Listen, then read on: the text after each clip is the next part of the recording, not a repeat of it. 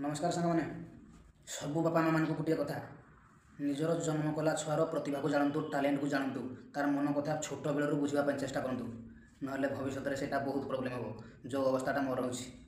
मोर बयस आसिक 32 वर्ष है आज जाके मो बापा सागे कथा है मुंड माने मुंड उठेना कथा पदे कहनी कि मो बापा मो मन कथा जापारती मुझे मन कथा जापारे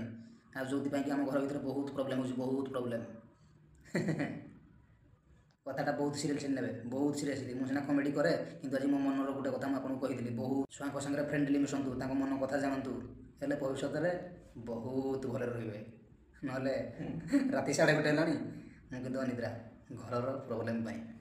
कौन करी किसी बुद्धि बाट देखा जाऊनी समस्ते खुशी रे बोली दिन राति 24 घंटा परिश्रम करुँची किसी फल मिलूनी आमती गोटे प्रोब्लेम हो जोटा कि समाधान रास्ता मत दिशुनी। जय जगन्नाथ नमस्कार। जदि भिडियोटी भल लगता है ताले सब आड़े शेयर करूँ और मो चैनल को सब्सक्राइब करूँ। मु कमेडी होगी आज मोटिवेशन कथा कहली मोटिवेट करी आपको